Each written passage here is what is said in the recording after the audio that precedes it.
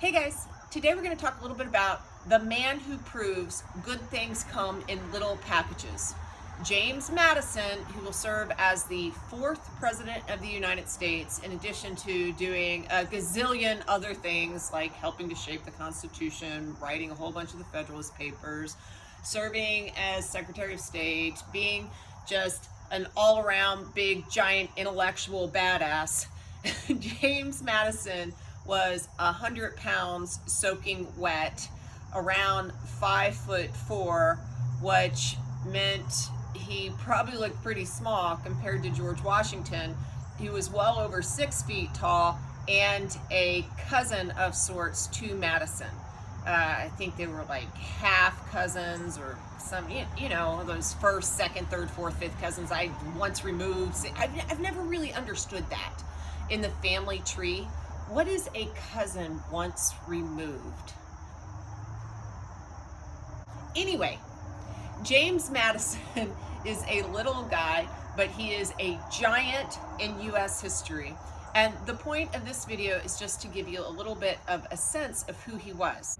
He was born at midnight in 1751 to a fairly prosperous family, even though his father died when he was just 9 years old. He was always close with his mother, Nellie, which makes me like him because I like a mama's boy. But she had lots of kids and actually was able to see over 30 of her grandchildren live into adulthood. It was obvious from early on that he was going to be a smarty, but James Madison was never blessed with the kind of charisma that some of his political allies like Thomas Jefferson had. In addition to being a small guy physically, he had this really thin voice, so he was horrible at giving speeches. People could barely hear him. This does not mean that Madison wasn't versed in the art of debate. He knew a lot about rhetoric. There was a big stress on this when he went to college at what today is called Princeton. Most people of Madison's social station went to college at William and Mary in Virginia, but he wanted to go north to New Jersey because he thought the climate would better suit his health. He was always fairly fragile as far as his constitution was concerned. He was abysmal at small talk. He didn't like it. He thought if he had something to say, it should be something important. Long before there was Johnny Cash, James Madison was the original man in black. That was his preferred color of clothing. Maybe he was kind of an emo. I don't know. The emo founding father. He didn't get married until he was in his 40s, though there is some evidence that he had an engagement with a woman named Kitty earlier on, and she broke it off to marry some doctor. Poor James. Or maybe James Madison dodged a bullet because he ended up asking his friend Aaron Burr to introduce him to this little hottie that he saw at some parties in Philadelphia, and her name was Dolly. And oh goodness, sparks flew, and they became the it couple. What's interesting about Dolly Madison, I'm going to tell you just a wee bit about her, is she was a hugely vivacious, entertaining lady. So all those things that James disliked doing, small talk at parties, Dolly just loved. She is one of our most famous first ladies because she used to almost hold court. She had these drawing room sessions in the White House, and she'd wear these feathered turbans and have people come and talk and mingle, and it was just great. She also is super well known because when the British invade the United States during the War of 1812, they will advance on the White House because they're going to burn it down. And Dolly understands that she needs to secure some of the national treasures to take with her or they will be destroyed. So what she does is she hangs out trying to get important pieces of plate and that kind of thing into a carriage.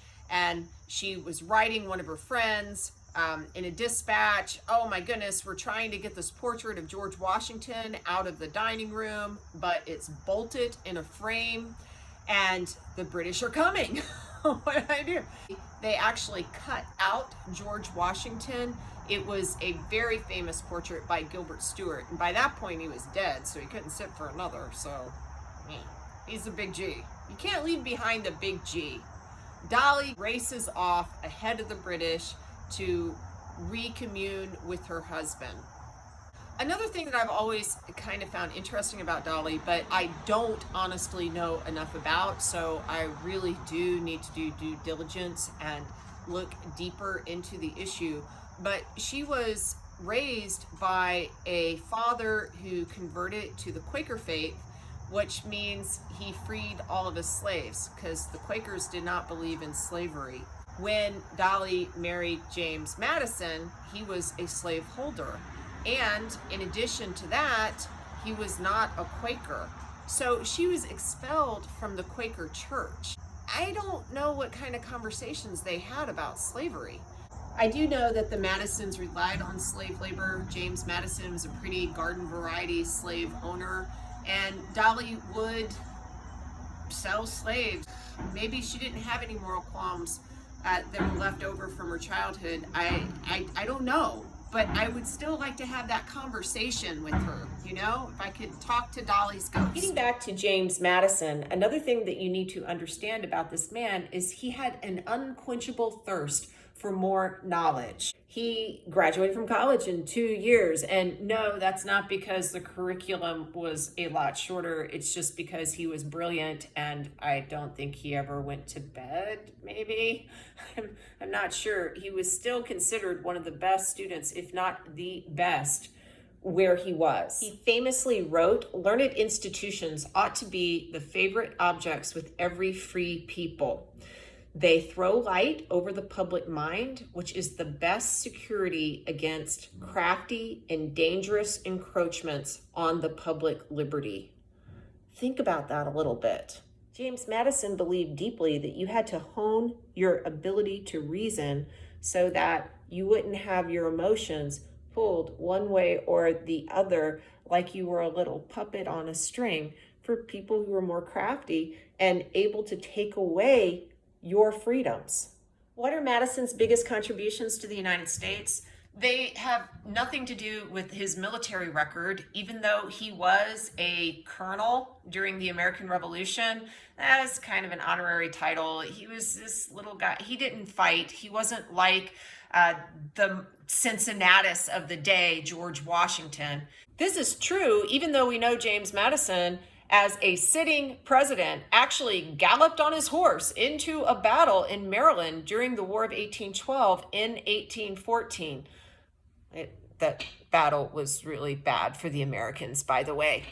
Madison's contributions are those of the mind. He's often called the father of the Constitution because his pen is so involved in that document. He wrote the Bill of Rights, which are the first 10 amendments. After his second term in office, James Madison stepped down. James Monroe rose to power, and Madison went home with Dolly. They would be distracted a bit because Dolly Madison had been a widow when she met James, and she had a son. And this son was apparently not a very, let's say, good son. He spent money here, there, and everywhere, and the Madisons were often trying to chase after that and settle his debts. Madison has some contradictions, like all of the founding fathers. He believed in individual rights and democracy, but he was a slaver. He understood that slavery could very well tear the country apart. So he was involved in certain movements to try and figure out what might come next. But he never frees his slaves, not even upon death. He, at one point, penned the Virginia Resolution, which promoted nullification of bad federal laws. But when South Carolina has the nullification crisis, he's like, wait, whoa now. Okay, I see the problems with nullification and possible secession from the Union, yeah, that could be bad. Despite always having health issues, James Madison lived into his 80s. He died in 1836, just a few days short of the 4th of July. So we can't say that he died on Independence Day like Thomas Jefferson, his greatest political ally. Quite fittingly, James Madison left money in his will to various institutions of higher learning. He left his papers to the University of Virginia, which had been founded by Thomas Jefferson and which he supported and had actually served on the Board of Regents for. James Madison's legacy as far as politics is concerned, I would say, was better established before he was in the White House. I'm not sure that I think he was the most powerful chief executive, but I will link you to more information about what happened during the 8 years he resided in the White House with Dolly. The War of 1812 is going to loom pretty large. If you remember just one thing about James Madison, remember this. He's known as the father of the Constitution because of his giant contributions to what is the governing document of the United States. He was huge in the setup of our government, which, by the way, is not mentioned at all on his gravestone, which has simply his last name and his birth date and death date, which I think is something that speaks volumes about who he was as a man as well. I don't know if you agree with me, but it seems kind of modest. I'll see you later.